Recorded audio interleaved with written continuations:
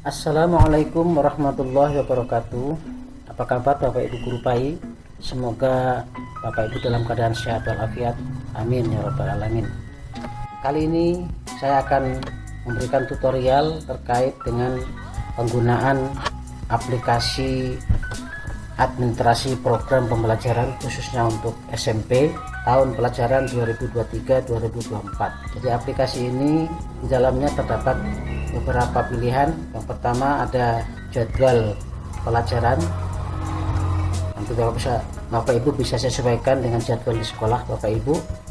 Kemudian ada data sekolah, nanti Bapak Ibu bisa isi sesuai dengan sekolah Bapak Ibu. Kemudian ada kalender pendidikan, kemudian ada analisis waktu yang terdiri dari kelas 7A sampai dengan kelas 7F, begitu juga kelas 8A sampai kelas 8F dan kelas 9F. Jadi nanti Bapak Ibu bisa pilih yang sesuai dengan kelasnya Bapak Ibu. Kemudian di sini juga ada program tahunan, kemudian ada daftar siswa, nanti Bapak Ibu bisa isi di sini sesuai dengan kelas dan nama kelasnya.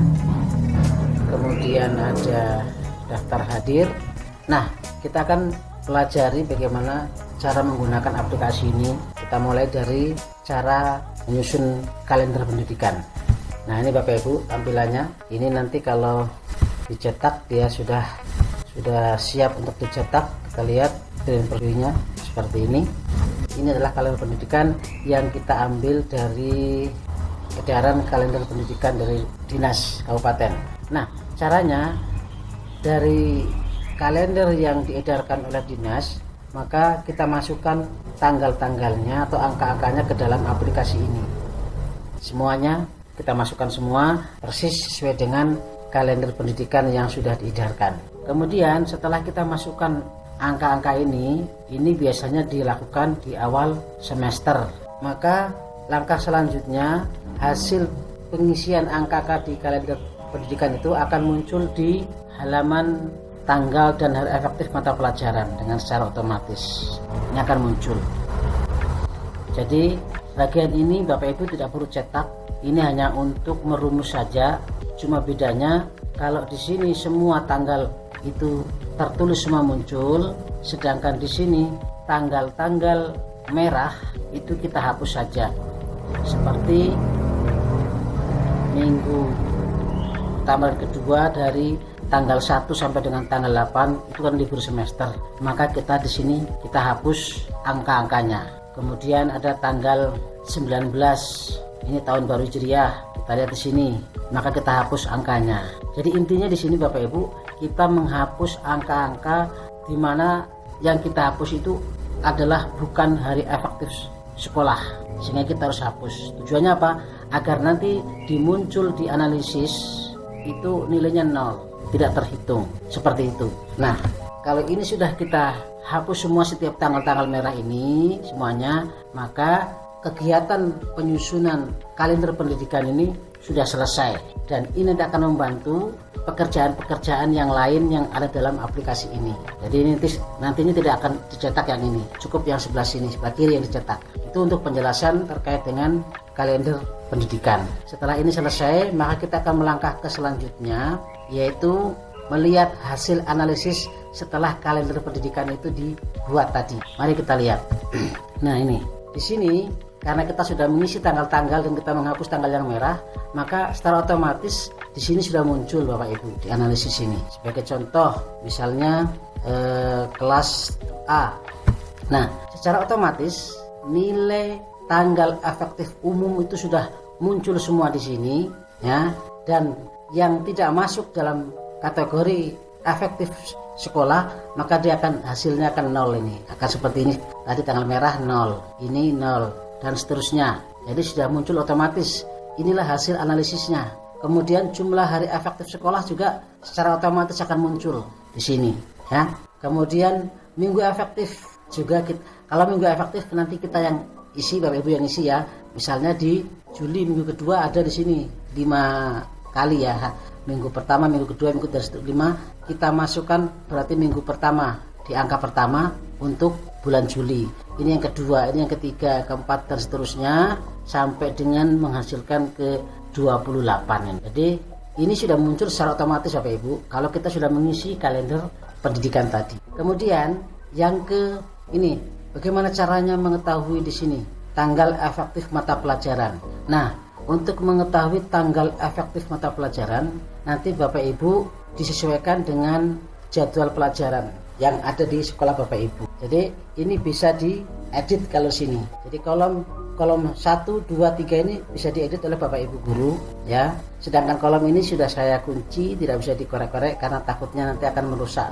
Jadi yang Bapak Ibu kerja hanya di bagian tanggal efektif mata pelajaran, kemudian minggu efektif mata pelajaran, dan jumlah jam. Itu yang Bapak Ibu kerjakan saja. Sebagai contoh ya, saya akan berikan contoh yang masih belum dikerja. Artinya kalau ini sudah jelas bahwa kelas 7A di hari Jumat, maka yang kita masukkan adalah tanggal-tanggal yang hari Jumat ya. Dari mana diambil? Diambilnya dari analisis tadi. Kita akan perlihatkan untuk yang belum ada harinya, kita lihat supaya nanti bisa dipraktekkan langsung. Nah, seperti ini. Ini menunjukkan bahwa belum dikerja, tapi yang ini sudah selesai. Bapak Ibu tinggal mengisi tanggal efektif mata pelajaran untuk kelas 7C. Harinya apa nanti di sini tidak ditahu, nanti bisa diedit ini, misalnya hari Rabu atau hari Senin dan sebagainya. Jadi yang Bapak Ibu kerjakan nanti cuma bagian 3 kolom ini, maka pekerjaan matrik untuk menyusun menganalisis hari efektif mata pelajaran sudah selesai. Saya kasih contoh di sini. Misalnya ini saya kasih hari apa, misalnya hari Rabu, misalnya kita tulis hari Rabu. Nah, jadi kelas 3C jatuh pada jadwal pelajaran kena di hari Rabu. Makanya cara mengisi ini Bapak Ibu perhatikan adalah kita klik sama dengan, nah seperti ini. Setelah ini baru kita masuk ke kalender pendidikan lewat pilihan di bawah ini Bapak Ibu ya. Kita sorong ini tadi kelas 7C. Kita mau ambil pelajaran ini di hari Rabu, maka kita tinggal klik di sini di kalender pendidikan ini, Kaldik. Kemudian kita ambil di hari Rabu tadi. Nah, di hari Rabu ini untuk semester 1, ini semester 2. Berarti kita ambil di hari Rabu di sini. Mulai start dari minggu pertama ini ya. Kita klik di sini. Nah, maka dia akan berputar-putar, kemudian kita enter. Nah, dia sudah muncul ini karena tadi di sana 0 kosong, maka di sini hasilnya 0. Sekarang tinggal kita tarik saja. Nah, maka tanggal hari Rabu untuk pelajaran kelas 7C sudah muncul semua ini Bapak Ibu. Nah, inilah yang kita kerja nantinya.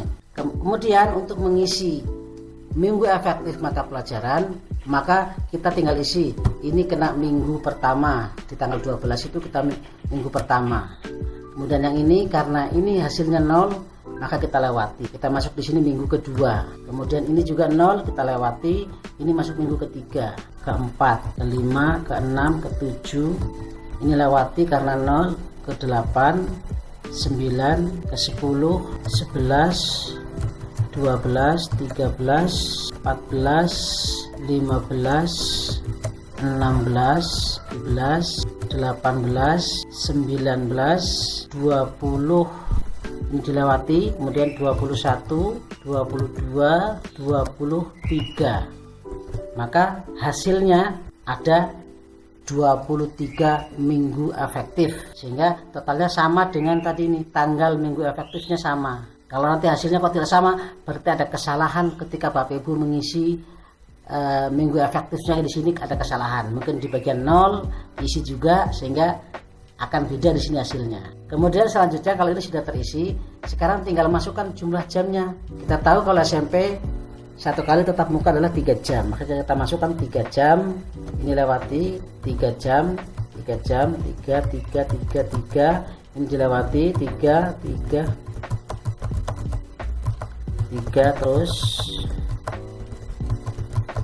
Nah, maka sudah diketahui jumlahnya seperti ini Bapak Ibu. Kalau ini sudah selesai, berarti Bapak Ibu sudah selesai pekerjaan menganalisis waktu efektif mata pelajaran pendidikan agama Islam.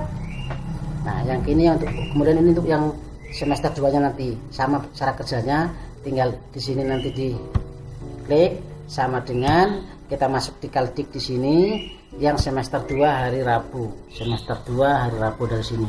Tadi di sini Rabu ini, sekarang pindah ke yang semester 2. Tinggal nanti tarik, maka tinggal seperti tadi cara kerjanya ya. Setelah selesai ini, maka kita akan lihat hasil bagaimana cara membuat program semester. Kita lihat Bapak Ibu, hasilnya ini tadi kelas 9C. Kita akan masuk ke 9C di program semester. Mana tadi yang kita kerja tadi 9C, berarti 8 atau 9C tadi ya, 7C ya ini. Nah hasilnya Bapak Ibu secara otomatis ini sudah muncul di sini. Jadi jumlah jamnya cocok 69 di hasil jumlah yang ini. Kemudian untuk meng-cross check kebenarannya, ini analisisnya juga cocok 69. Kalau antara ini dengan ini tidak cocok, berarti tadi ketika menganalisis salah, ketika memasukkan angka-angka salah. Nah, untuk tanggal pelajaran, hasil analisisnya juga sudah muncul di sini secara otomatis. Jadi sekarang Bapak Ibu tinggal masukkan saja. Nah, yang belum ini masih kosong. Ini nanti kita akan masukkan berapa jam ya pelajaran-pelajaran yang ingin disampaikan selama proses pembelajaran ini. Kita akan isi nanti jumlahnya di sini harus sama dengan jumlah di sini. Kita mulai. Misalnya kita isi salah-salah dulu, kita isi 6. Ini karena ujian 3 jam, kita isi 6, saya 6. Ini ujian juga kita isi 3 jam, ini 3 jam. Nah, ini baru 45. Berarti belum sesuai dengan yang kita perlukan. Maka kita harus tambah di sini. Misalnya ini kita isi 9 artinya 3 kali pertemuan Pak ya. 9, kemudian ini juga kita isi 9. Nah masih kurang. Kita akan coba kebutuhan untuk ujian tengah semester ini di tanggal berapa. Kalau lihat di kalender pendidikan adalah di tanggal 20. Maka kita isi di sini tanggal 20 ini berapa kali pertemuan ini. 1, 2, 3, 4, 5, 6, 7, 8, 9, 10. Ada 10 kali pertemuan. Jadi usahakan pas di sini 10 kali pertemuan. Ini sudah 3 tambah 6 ya. Ini 2. Berarti ada berapa? 6, 9, 10. Berarti sudah pas. Kita masukkan di sini tanggal 12. Di sini hasilnya 12, kita masukkan tanggal 12. Kemudian ini karena 0, maka kita lewati, kita masih masuk tanggal yang di bawahnya ini tanggal 26.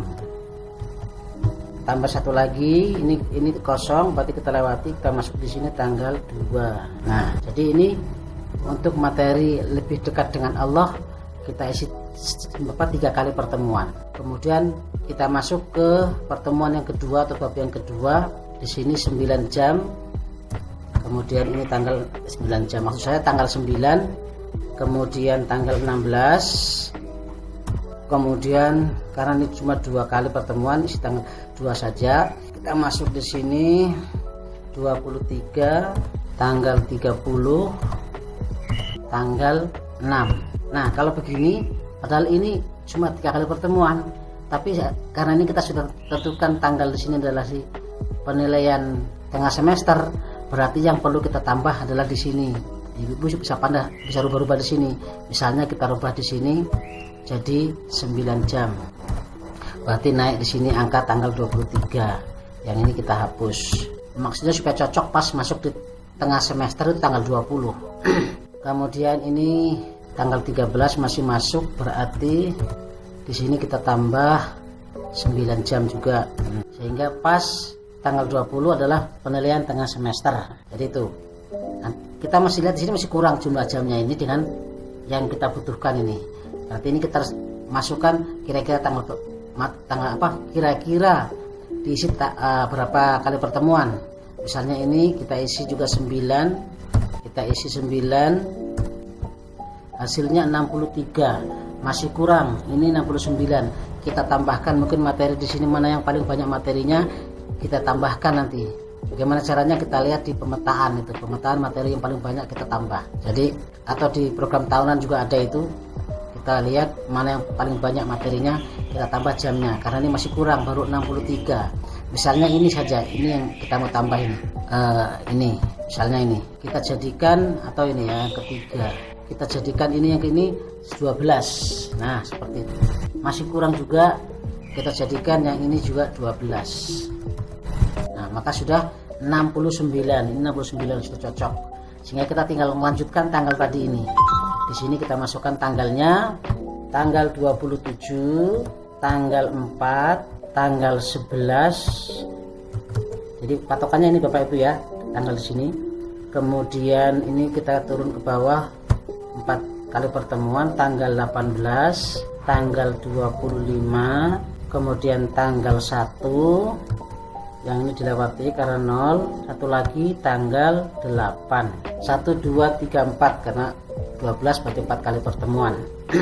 Kemudian kita di bab berikutnya ini juga 4 kali kita masukkan di sini, tanggal 15, ini tanggal 22, kemudian tanggal 29, kemudian tanggal 6. Nah itu materi terakhir. Kemudian penilaian akhir semester jatuh di tanggal 13, kemudian ujian praktek kita laksanakan di tanggal 20.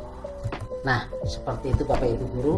Jadi maka program semester sudah jadi. Jadi begitu cara kerjanya Bapak Ibu. Jadi nanti ini sama juga seperti itu.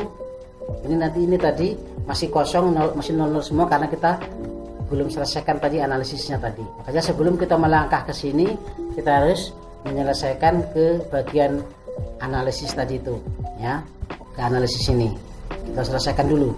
Kalau sudah berarti program semester tinggal melanjutkan cara pengisian seperti tadi yang saya jelaskan. Kemudian untuk program tahunan, maka secara otomatis sudah selesai, tinggal ngeprint saja. Termasuk jam-jam ini sudah menyesuaikan. Paling akan Bapak Ibu bisa edit di bagian keterangan ini.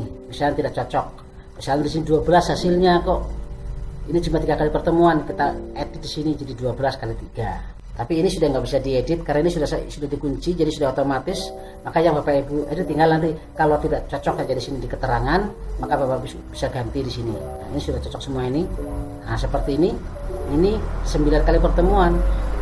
Maka kita rubah yang di sini saja, kita jadikan 3 supaya cocok. Nah itulah yang dikerjakan yang di program tahunan. Selebihnya ini sudah selesai semua. Bapak Ibu tidak usah buat lagi karena ini biar mau diklik juga tidak bisa karena sudah terkunci. Jadi yang bisa diedit adalah hanya keterangan di sini. Itu untuk program tahunan.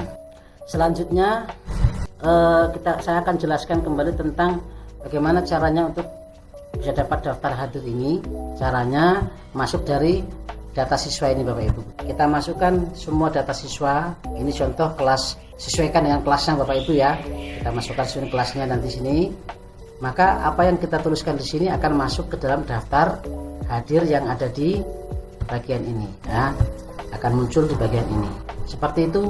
Termasuk tanggal-tanggalnya ini, tanggal pertemuannya ini sudah sesuai dengan hasil analisis yang sudah kita buat tadi itu. Secara otomatis kita mengajar di hari itu tanggal sekian sudah masuk. Jadi yang kita absen adalah yang ada tanggal-tanggalnya ini. Begitu penjelasan pada tutorial kali ini. Mudah-mudahan bermanfaat untuk Bapak Ibu guru. Insya Allah kita akan kembangkan terus, termasuk kita akan persiapkan untuk kurikulum Merdeka. Jadi mudah-mudahan bisa dimanfaatkan oleh Bapak Ibu guru.